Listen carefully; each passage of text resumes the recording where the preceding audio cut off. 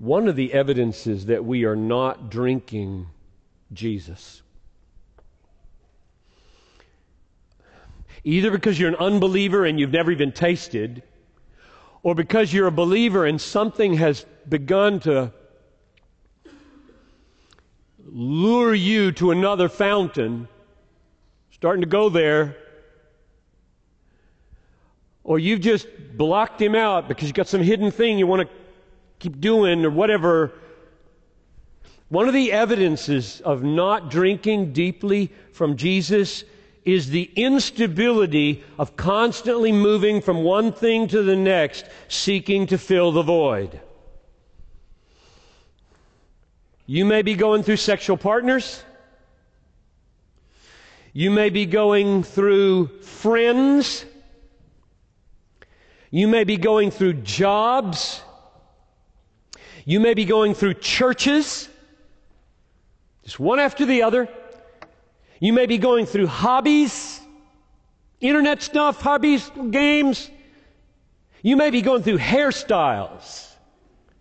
You may be going through wardrobes. You may be going through cars. You may be going through locations of where you live. Because there's no deeply contented identity in Christ.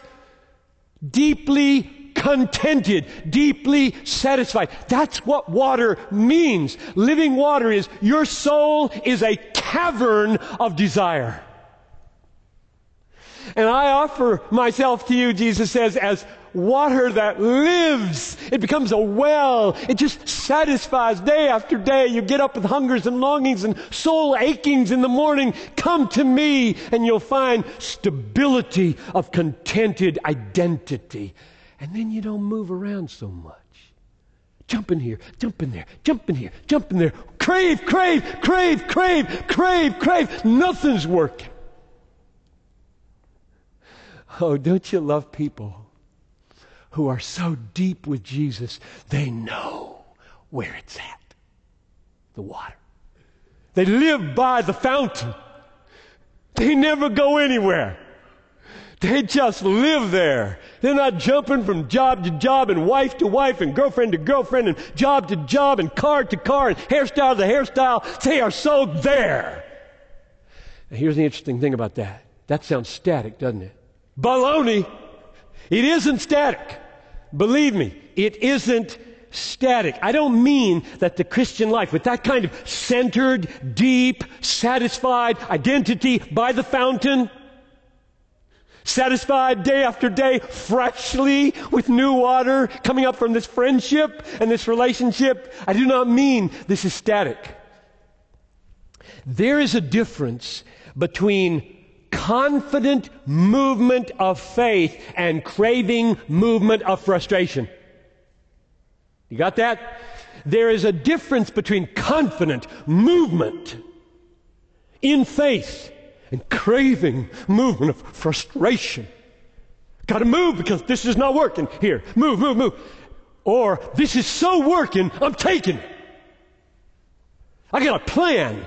I'm making something in my life. I'm not wasting it. I am moving to China. I'm moving to Ukraine. I'm moving to Southeast Asia. I am on the way because I got my feet on a rock. And there's a fountain coming up out of this rock. And it goes with me everywhere. It's Jesus, not any geographical location. So don't hear me say that the movement in life, job to job and hairstyle to hairstyle and wife to wife and sex to sex and TV program to TV program, that the alternative is frozen. I got the fountain. You know that's not what I'm talking about. This fountain is really a moving fountain. It's like a waterfall. I've used that analogy before. Stay under it, it moves. Oh, Jesus is a mover. He's going to reach the nations.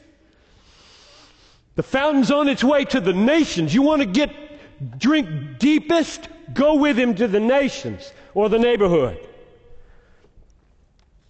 This text is about us. Our cravings, our longings, our desperate questings to find something that satisfies.